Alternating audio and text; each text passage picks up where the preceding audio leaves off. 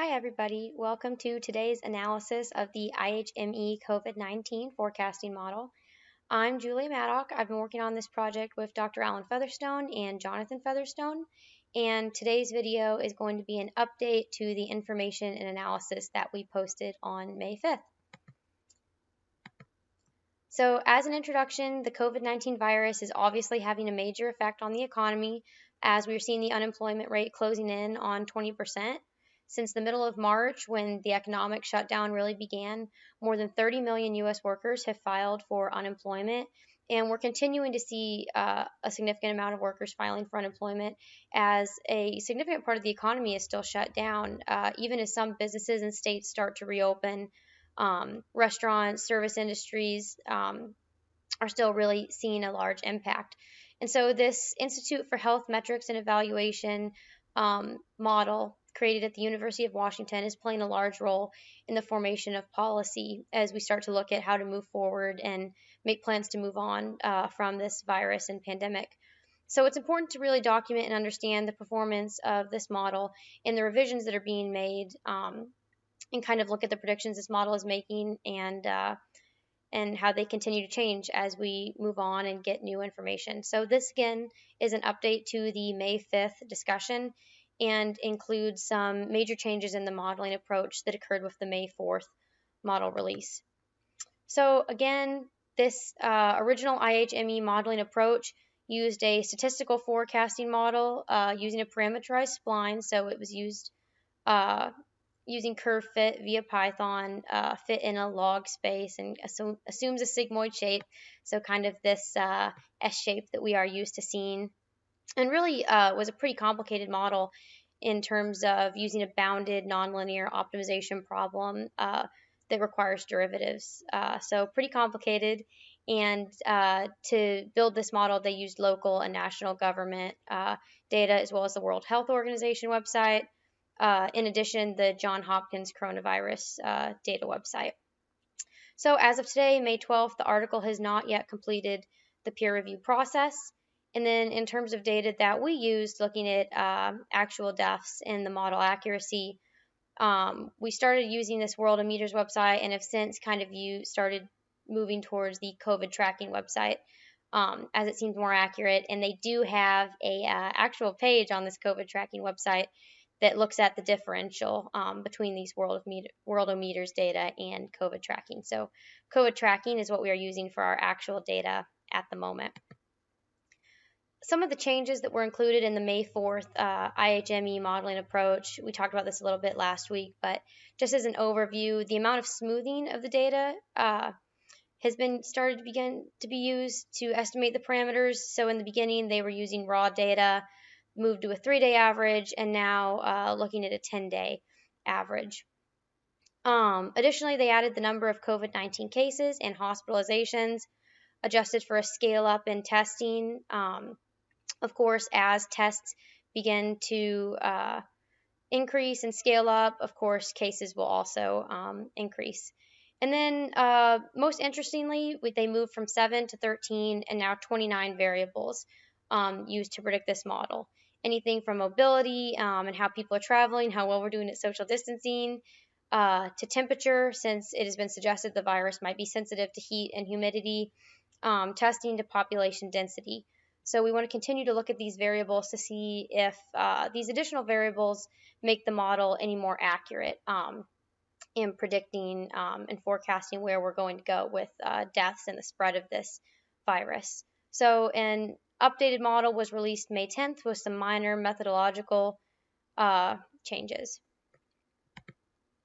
So just looking at the cumulative death change from the original model to the May 4th release and then to the May 10th release, we saw some pretty significant changes. One that I have really been looking at is Connecticut here, went up 970% May 4th, and then over 1,000% increase May 10th.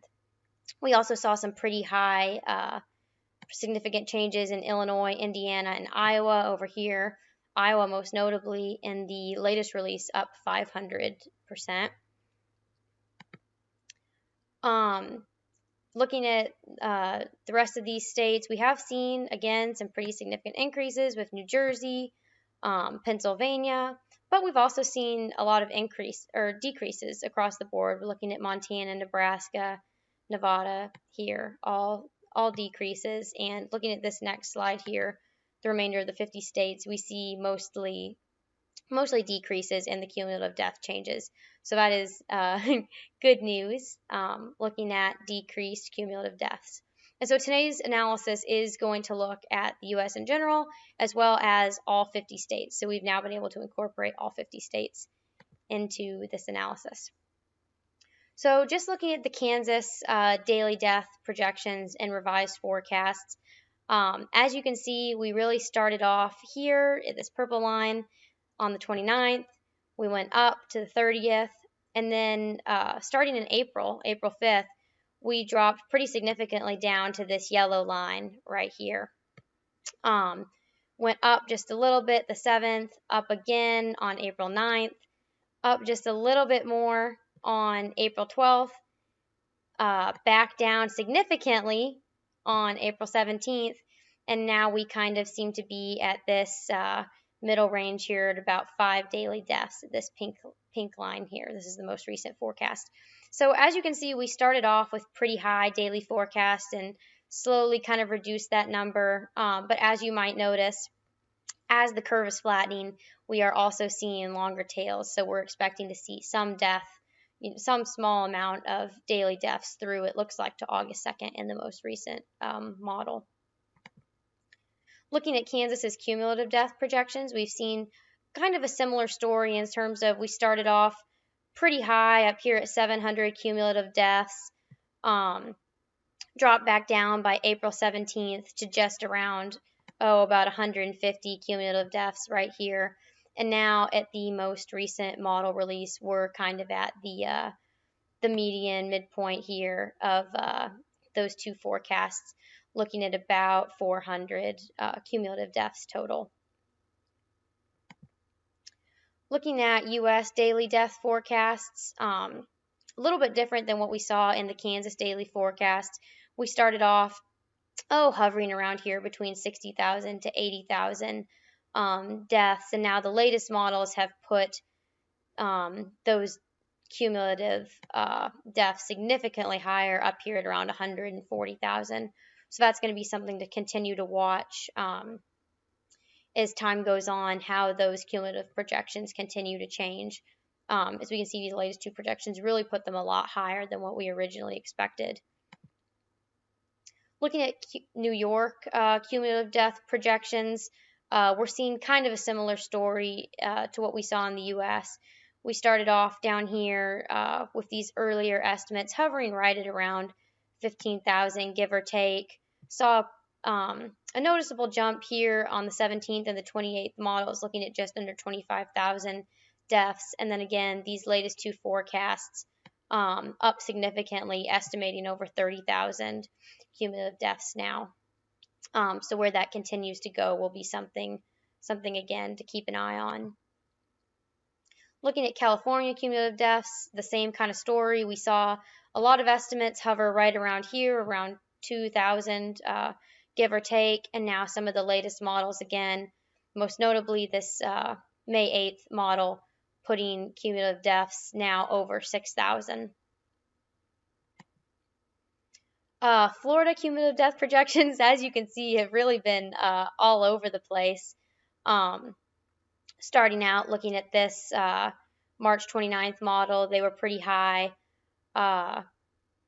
Dropped just a little bit to this green mean here, up again to the April 5th yellow line.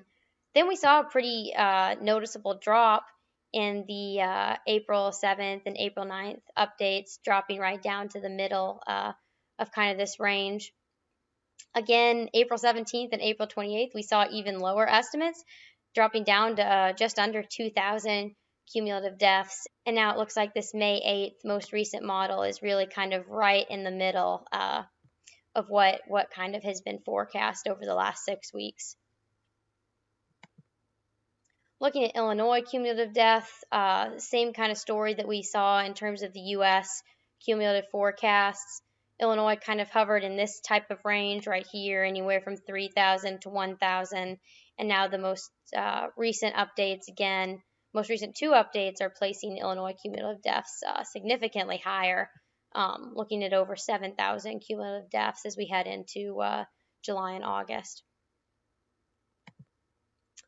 Texas cumulative deaths, kind of again been all over the board. We saw a high here on the March 30th update at just around 6,000 deaths, and then we dropped all the way from there to this lower estimate of just under 1,000 cumulative deaths on April 17th. And then it seems like the two latest models brought this estimate back up to cumulative deaths about 3,500, and now we're back down again just a little bit. It looks like just under 3,000 cumulative deaths total. So again, those estimates have kind of been all over the board. Looking at the U.S. daily death projections since March 26th, we really have seen a fair amount of accuracy in terms of the U.S. as a whole. As you can see, really only once did we ever kind of dip outside of this 95% prediction interval that the model put together. And for the most part, the U.S. has kind of been tracking along this mean that was estimated March 26th. So we are seeing pretty good model accuracy overall in terms of looking at the U.S. Looking at Kansas daily death projections, March 26th really did kind of overestimate what the COVID situation would be in Kansas. As you can see, we have remained under really the lower bound of this prediction really since about April 10th. We really only went above one or two times. And as you might notice right here, Kansas did actually retract one death around April 25th. And so for the most part, Kansas actual deaths have been pretty far below the lower bound of the mean daily death that was estimated towards the end of March. It is kind of interesting to look at where the Kansas deaths are really occurring. We really have had a small number, and if you look at the percent of COVID deaths over here compared to just general mortality by age group, the COVID deaths are relatively in line with that. So like we have kind of seen nationally, the highest proportion of deaths really occur in the older population. So you can see here about 60% of death occur in those over 75 years old. Younger than that, it seems like the percent of COVID deaths have been largely in line with the 2018, the most recent data in terms of mortality rates. And then really only in the oldest age bracket here, over 85 years, do we see a little bit higher percent of COVID deaths than the mortality rate. So also looking at Kansas COVID and kind of general mortality by age group, we can kind of see the number of COVID deaths here. Haven't had any deaths under 34, and then just kind of a handful between 35 to 54 years of age. COVID deaths per 1,000, that's 0.01 deaths compared to the mortality rate of 1.9 out of 1,000.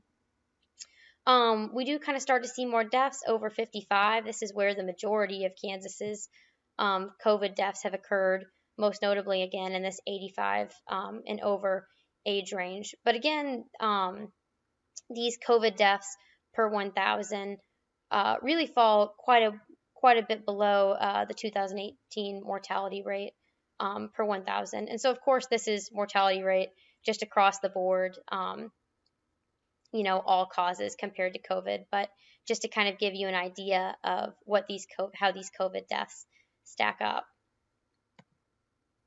So now I do just kind of want to run through the COVID daily death projections, looking at the actual data versus the March 26 model kind of by region. So starting with kind of the Northeast region here, as you can see, the COVID daily death projections are really pretty far above what we were predicting for March 26. But up there, Maine has really seen a very small incidence of COVID, really not a hot spot at all. Delaware has stayed largely below the lower bound. New Hampshire, a lot of ups and downs. Looking at largely below, sometimes, above that lower bound, only once really outside. Vermont, pretty low outbreak there. You can see even at their peak, they had 5 daily deaths. Rhode Island has been significantly outside most of the time of that upper bound there. Massachusetts, pretty far outside of the upper bound. Connecticut, really far outside of the upper bound and what was expected March 26th.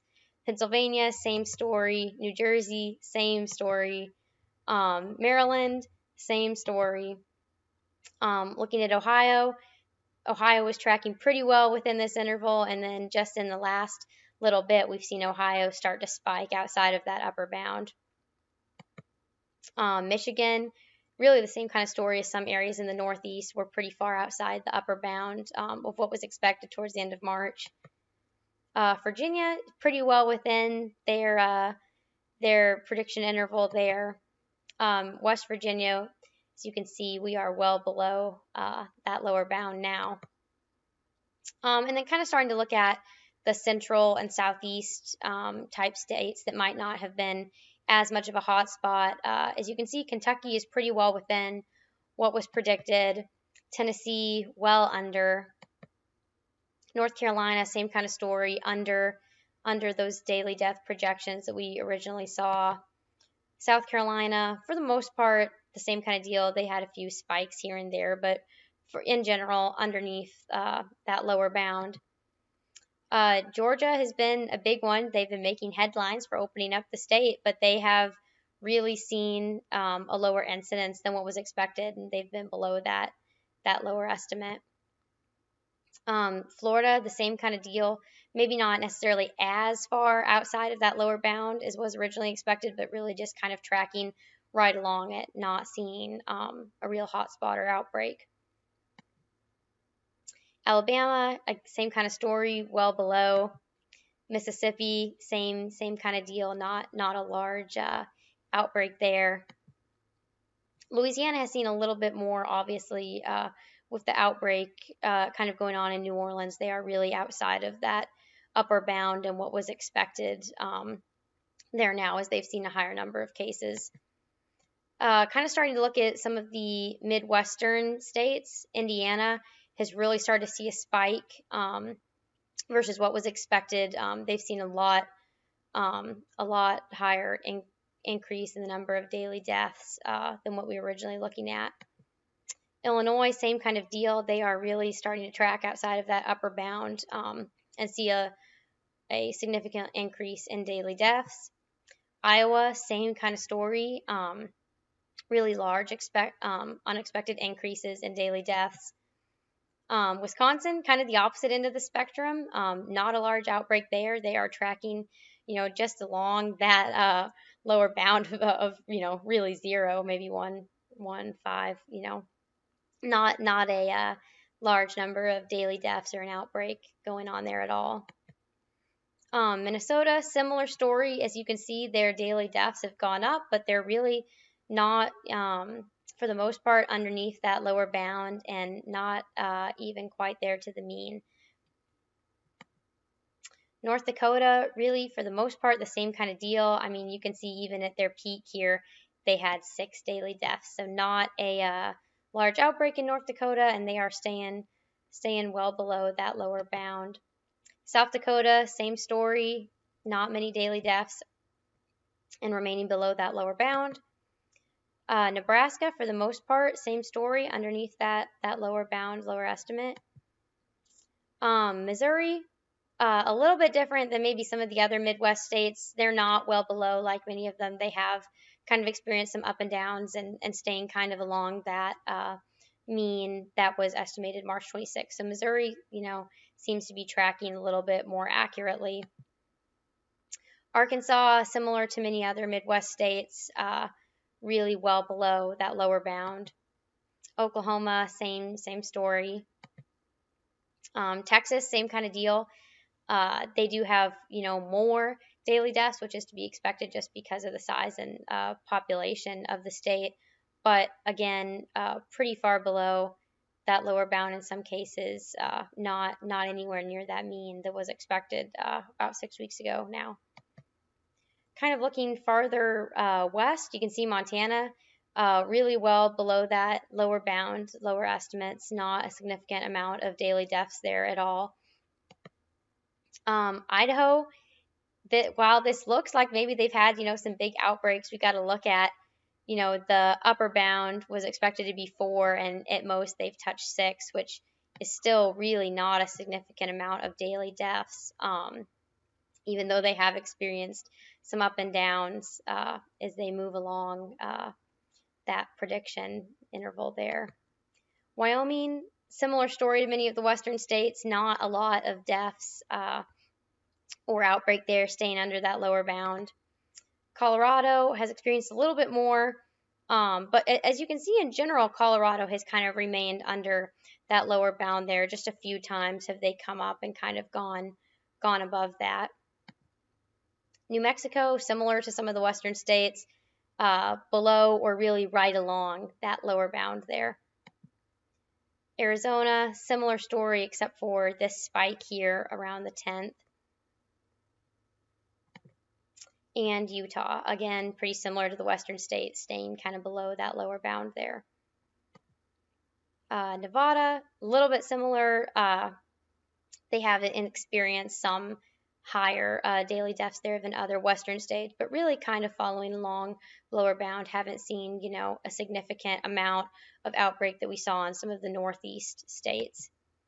And then just finally looking at the west coast, California for the most part staying within that interval along the mean. California really has not been a significant hotspot or experienced anything like the northeast and kind of New York, what New York is experiencing. Oregon, for the most part, has stayed pretty well below what was expected, below the mean, almost under that lower bound there for the majority. And Washington, pretty similar to some of the other western West Coast states, really pretty well below the mean with the exception of this spike here. And then just, of course, looking at Alaska, really kind of negligible effects there, really just one death here, but otherwise haven't seen a significant amount of death since really it looks like about April 16th. And then kind of the same circumstances here with Hawaii. They are well below that lower bound and haven't seen a significant amount of deaths at all, maybe just one or a handful a day, which is pretty positive compared to some of the other cases that we have looked at. I'm just going to go through just a handful of maybe the more interesting cumulative death projections. If you'd like to see the rest of the cumulative death projection slides, you can look at that on agmanager.info. They will be posted there along with this video, and you can kind of study the rest of the states yourself.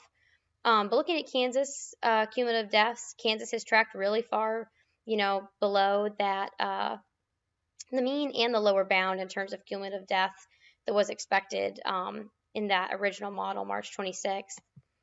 The U.S., we've seen a little bit more accuracy in terms of actual deaths and where they're going to go, along with the mean that was expected March 26th. So really more accuracy overall looking at the U.S. compared to the individual states.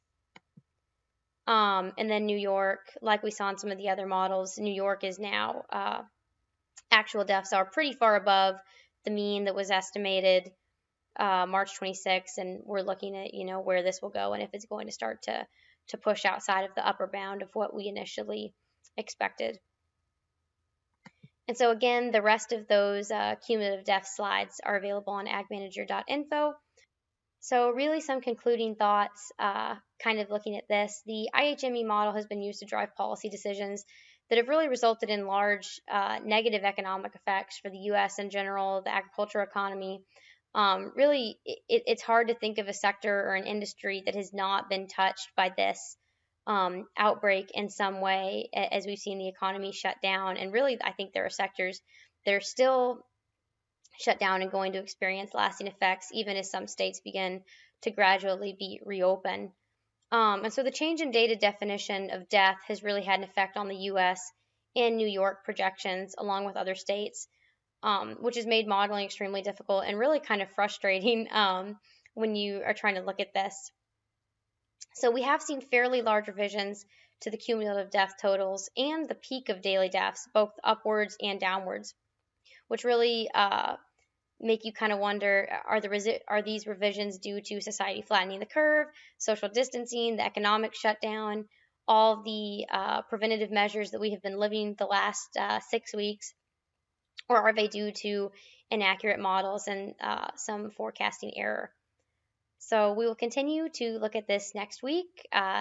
Thanks for listening, and yeah, have a good week. We'll be back next Tuesday with an update.